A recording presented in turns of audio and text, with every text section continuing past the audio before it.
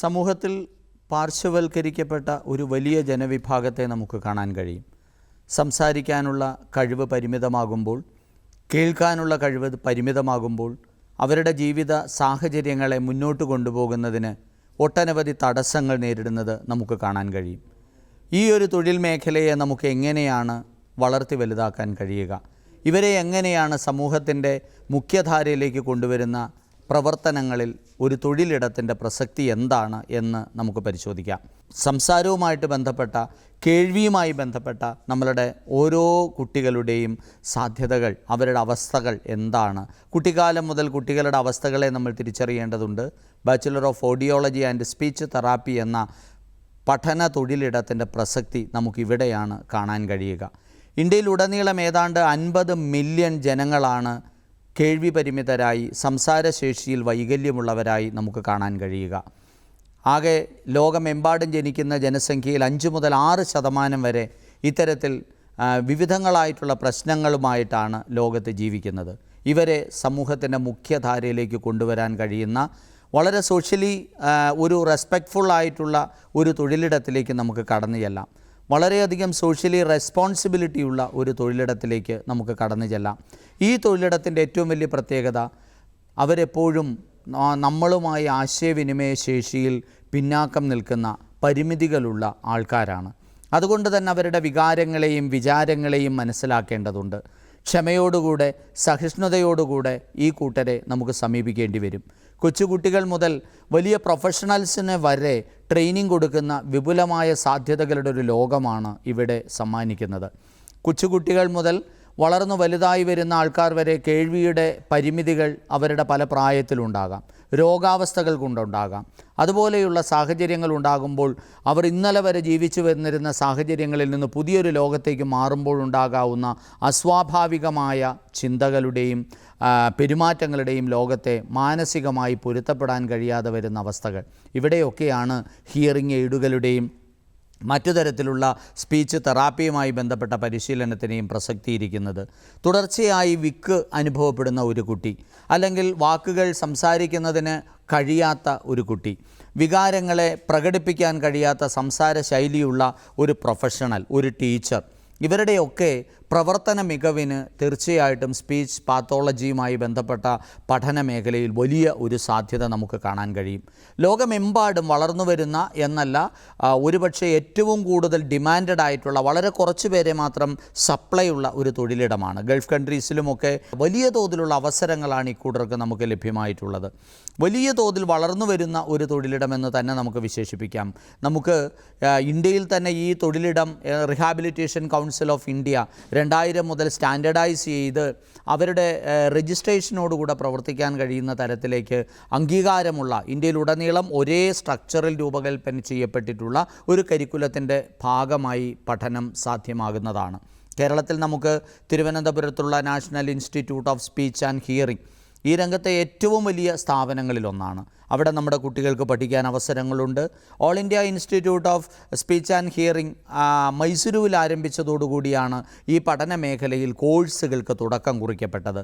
BASLPയും അതിനുശേഷം MASLPയും അടക്കമുള്ള മേഖലകളിലേക്ക് MSc പാത്തോളജി, സ്പീച്ച് പാത്തോളജി പോലുള്ള കോഴ്സുകളിലേക്കൊക്കെ കുട്ടികൾക്ക് ഉപരിപഠന സാധ്യതകളും തുറന്നു തരുന്ന വലിയ ഒരു ലോകമായിട്ട്, തൊഴിൽ മേഖലയായിട്ട് ഇത് മാറിക്കൊണ്ടിരിക്കുന്നു. കാരണം ലോകമെമ്പാടും ഏതാണ്ട് 10 മുതൽ 15% വരെ തൊഴിലിടത്തിൽ ആവറേജ് ആനുവൽ ഗ്രോത്ത് റേറ്റ് നമുക്ക് കാണാൻ കഴിയും. ജനിച്ചു വീഴുന്ന കുട്ടികളിൽ 5 മുതൽ 6% വരെയും, വളർന്നു വരുന്ന ആൾക്കാരിൽ രോഗബാധിതരായും അപകടത്തിലൂടെയും പ്രായാധിക്യം മൂലവും ഒക്കെ കേൾവിശക്തിയുടെ പരിമിതികൾ മൂലം അസുഖബാധിതരായി, അല്ലെങ്കിൽ ഒരു ക്ലിനിക്കൽ ആസ്പെക്റ്റിൽ നോക്കുമ്പോൾ അവിടെ ഉണ്ടാകുന്നതിനേക്കാൾ കൂടുതൽ സാധ്യതകൾ അതിനപ്പുറത്തേക്കൊരു പ്രൊഫഷണൽ മേഖലകളിൽ, അതായത് ഓരോ തൊഴിലിടത്തിൻ്റെയും ഭംഗിയായ പ്രവർത്തനങ്ങൾക്ക്, നല്ല രീതിയിൽ സംസാരിക്കുന്നതിന് രാഷ്ട്രീയക്കാർക്ക്, അതേപോലെ തന്നെ നല്ല രീതിയിൽ വോയിസ് മോഡുലേഷനൊക്കെ നിർത്തി പ്രസൻറ്റ് ചെയ്യുന്നതിന് കലാകാരന്മാർക്കൊക്കെ പരിശീലനം നൽകുന്ന തരത്തിലേക്ക് ഈ ഒരു പഠന തൊഴിൽ മേഖല ഇന്ന് വിപുലപ്പെട്ടുകൊണ്ടിരിക്കുകയാണ്. കുറേ കൂടെ പ്രൊഫഷണലൈസ് ചെയ്തുകൊണ്ടിരിക്കുകയാണ്.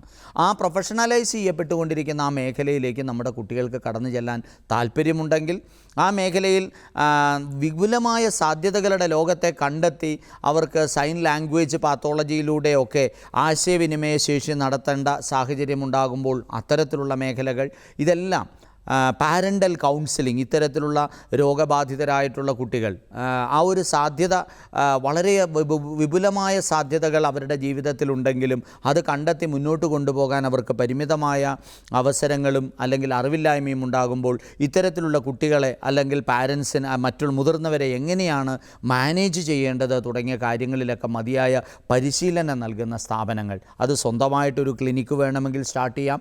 സർക്കാർ ആശുപത്രികളിലും സ്വകാര്യ ക്ലിനിക്കുകളിലും ആശുപത്രികളിലും നമുക്ക് പ്രവർത്തനങ്ങൾ നടത്താൻ കഴിയും.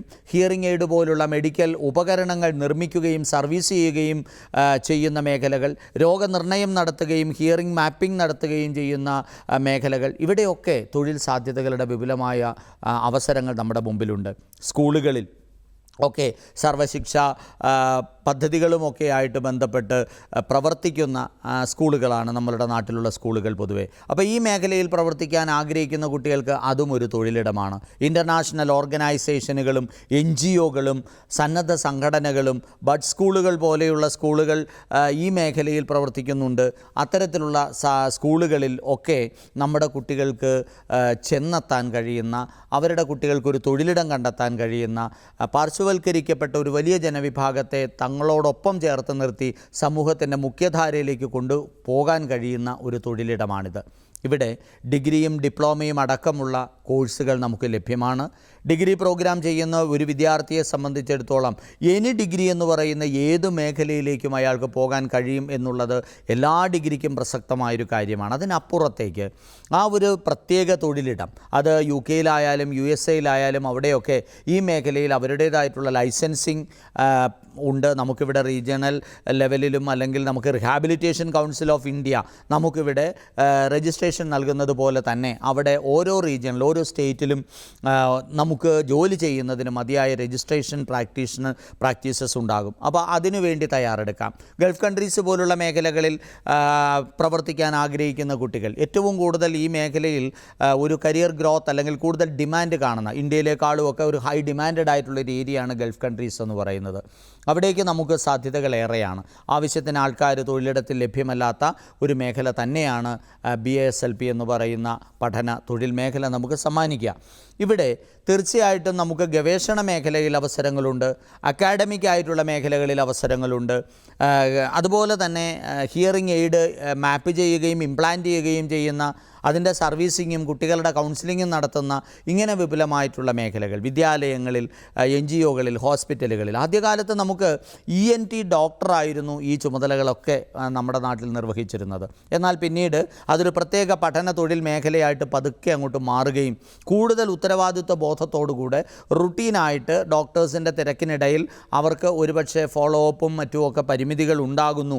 രോഗികളുടെ എണ്ണം വളരെയധികം കൂടുന്നു. അപ്പോൾ ഒരു തരത്തിലുള്ള പരിമിതികളും അവർക്കുള്ള സർവീസിൽ ഉണ്ടാകാൻ പാടില്ല എന്ന ബോധ്യത്തിൻ്റെ അടിസ്ഥാനത്തിലാണ് ഇത് പതുക്കെ സെപ്പറേറ്റ് ചെയ്ത് മറ്റൊരു വിങ് ആയിട്ട് മാറുന്നത്. അതിനെ തുടർന്നാണ് ഐഷ്, മൈസൂരുവും നിംഹാൻസ് പോലുള്ള സ്ഥാപനങ്ങളിലൊക്കെ ഈ മേഖലയിൽ വിപുലമായ ഗവേഷണ പഠനങ്ങൾ നടക്കുന്നുണ്ട്. അതുപോലെ തന്നെ സർക്കാർ ആശുപത്രികളിൽ ഇത്തരത്തിലുള്ള ആർട്ടിഫിഷ്യൽ ലിംപ് എന്ന് വേണമെങ്കിൽ നമുക്ക് വിശേഷിപ്പിക്കാവുന്ന ഒരു കാറ്റഗറിയിൽ തന്നെയാണ് ഹിയറിംഗ് എയ്ഡും ഉണ്ടാവുക. അത്തരത്തിലുള്ള തൊഴിൽ ഇടങ്ങളിലേക്ക് നമ്മുടെ കുട്ടികൾക്ക് കടന്നു ചെല്ലാൻ താല്പര്യമുണ്ട് എങ്കിൽ +2 കഴിഞ്ഞ് 10ാം ക്ലാസ് കഴിഞ്ഞ് +2-ന് ഫിസിക്സ്, കെമിസ്ട്രി, ബയോളജി ഒരു സബ്ജക്റ്റായിട്ട് പഠിക്കാനാണ് ആദ്യം താല്പര്യം പ്രകടിപ്പിക്കേണ്ടത്. നല്ല മാർക്കോടുകൂടി പാസ്സാകുന്ന കുട്ടികൾക്കാണ് ഇവിടെ അഡ്മിഷൻ കിട്ടുക. 40ഓളം സർവകലാശാലകൾ ഈ കോഴ്സുകൾ ഇന്ത്യയിലുടനീളം കണ്ടക്ട് ചെയ്യുന്നുണ്ട്. വിദേശ സർവകലാശാലകളിൽ ഈ കോഴ്സുകൾ കണ്ടക്ട് ചെയ്യുന്നുണ്ട്. അപ്പോൾ നമുക്ക് ഇവിടെ അഡ്മിഷൻ കിട്ടുന്നതിന് കേരളത്തിലാണ് എങ്കിൽ നമുക്ക് LBS സെൻറ്റർ വഴിയാണ് ഇതിൻ്റെ അഡ്മിഷൻ പ്രൊസീജിയേഴ്സൊക്കെ നടക്കുക. ഫിസിക്സ്, കെമിസ്ട്രി, ബയോളജിയുടെ മാർക്കാണ് ഇവിടെ അഡ്മിഷന് വേണ്ടി പരിഗണിക്കുക. പ്രത്യേകിച്ച് ആ മേഖലയിൽ പ്രവർത്തിക്കുന്നതിന് മതിയായ ഒരു അഭിരുചിയുള്ള, താല്പര്യമുള്ള ആൾക്കാർ മാത്രം ഈ മേഖലയിലേക്ക് പോകുന്നതായിരിക്കും നല്ലത്. കാരണം വളരെ ക്ഷമാപൂർവം സമീപിക്കേണ്ട, ഒരാളുടെ വൈകാരിക തലത്തെ നല്ലതുപോലെ മനസ്സിലാക്കി നമുക്ക് ഇടപെടേണ്ട ഒരു തൊഴിലിടമാണിത്. മാതാപിതാക്കളുടെ ടെൻഷൻ, അവരുടെ വൈകാരിക തലങ്ങൾ, അതിനോടൊപ്പം തന്നെ കുട്ടികൾ അവരുടെ അക്ഷമാശീലം അല്ലെങ്കിൽ അവരുടെ നിരാശാബോധം, ഇതിൻ്റെ ഇടയിലാണ് ഒരു പാലം പോലെ നമ്മൾ പ്രവർത്തിക്കുക. അവരിൽ ശുഭാപ്തി വിശ്വാസം നൽകാൻ, അവരിൽ പുതിയ മാർഗങ്ങൾ നിർദ്ദേശിച്ചു നൽകാൻ, അവരുടെ ഒപ്പം നടക്കാൻ, അവരെ കൈപിടിച്ച് ഈ ലോകത്തിൻ്റെ സാമൂഹികമായ പുതിയ ഒരു ലോകത്തേക്ക് അവരെ കൊണ്ടുവന്നെത്തിക്കാൻ, മറ്റുള്ളവർക്കൊപ്പം സഞ്ചരിക്കുന്നതിനുള്ള ഒരു മാനസികാവസ്ഥയിലേക്ക് അവരെ കൊണ്ടുവന്നെത്തിക്കാൻ മതിയായ പരിശീലനം നൽകുക, തുടർച്ചയായ പരിശീലനം. കാരണം ഇത് ഒരു ഹിയറിംഗ് എയ്ഡ് വെച്ചു, നമ്മളത് ഹിയറിംഗ് എയ്ഡ് വയ്ക്കുന്നതിന് മുമ്പ് ഏത് പവർ വേണം, എത്ര വേണം എന്നുള്ളതിനെക്കുറിച്ചൊക്കെ ധാരണയുണ്ടാവണം. അതുപോലെ അതിൻ്റെ എത്ര ചിലവ് വരുമെന്നുള്ളതിനെക്കുറിച്ചൊക്കെ മനസ്സിലാക്കിയിട്ടാണ് അതിൻ്റെ ഇംപ്ലാന്റുമായിട്ട് ബന്ധപ്പെട്ട കാര്യങ്ങൾ കൗൺസിൽ ചെയ്ത്, പാരൻസുമായിട്ട് കൗൺസിൽ ചെയ്ത് തീരുമാനമെടുക്കുക. പലപ്പോഴും അതിൻ്റെ ബാറ്ററിയും മറ്റുമൊക്കെ വളരെ എക്സ്പെൻസീവ് ആണെങ്കിൽ അത് വഹിക്കുന്നതിന് കുട്ടികൾക്ക് ബുദ്ധിമുട്ടുണ്ടാകുന്ന അവസരങ്ങൾ പലപ്പോഴും നമ്മുടെ പാവപ്പെട്ട കുട്ടികളുടെ കാര്യത്തിൽ ഉണ്ടാവാറുണ്ട്. അങ്ങനെ വരുമ്പോൾ ധാരാളം NGOസും അതുപോലെ തന്നെ കേന്ദ്ര സംസ്ഥാന സർക്കാരിൻ്റെ സാമൂഹിക നീതി വകുപ്പ് പോലെയുള്ള ആ രംഗത്ത് പ്രവർത്തിക്കുന്ന സ്ഥാപനങ്ങൾ നൽകുന്ന നിരവധിയായിട്ടുള്ള ആനുകൂല്യങ്ങളുണ്ട്. ആ ആനുകൂല്യങ്ങളെക്കുറിച്ചൊക്കെ അറിയാനും അതൊക്കെ ജനങ്ങളിലേക്ക് എത്തിക്കാനും കഴിയുന്ന ഒരു വലിയ തൊഴിലിടം തന്നെയാണ്. വലിയൊരു സാമൂഹിക പ്രതിബദ്ധതയുടെ ഒരു ലോകമാണ് യഥാർത്ഥത്തിൽ BASLP നമുക്ക് മുമ്പിൽ സമ്മാനിക്കുക. അവിടുന്ന് നമുക്ക് PhD വരെ ഉപരിപഠന സാധ്യതകളുണ്ട്.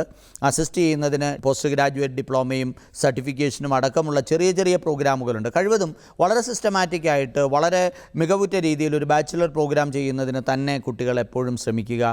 അവരുടെ തൊഴിലിടത്തിലേക്കുള്ള യാത്രയിൽ അവരുടെ സ്കില്ലുകൾ വളരെ പ്രധാനപ്പെട്ടതാണ്. ഐഡൻറ്റിഫൈ ചെയ്യാനും ഇവാലുവേറ്റ് ചെയ്യാനും ഒക്കെയുള്ള കൃത്യമായ ഫോളോ അപ്പ് ചെയ്യാനും അവരോടൊപ്പം ക്ഷമാപൂർവം സമയം ചെലവഴിക്കാനും ഒക്കെയുള്ള തയ്യാറെടുപ്പുകൾ, ആ ഒരു അനലിറ്റിക്കൽ സ്കില്ലുകൾ, ഇതെല്ലാം നമുക്ക് വളരെ ഇമ്പോർട്ടൻ്റ് ആയിട്ടുള്ള ഘടകങ്ങളാണ് ഈ തൊഴിലിടത്തിൽ. തീർച്ചയായിട്ടും സ്പീച്ച്, ഹിയറിംഗ് എന്ന രണ്ട് മേഖലകൾ, ഈ ലോകത്തിൻ്റെ ശബ്ദം തിരിച്ചറിയാൻ കഴിയാത്തൊരവസ്ഥയെക്കുറിച്ച് നമുക്ക് ഒരിക്കലും ആലോചിക്കാൻ കഴിയില്ല.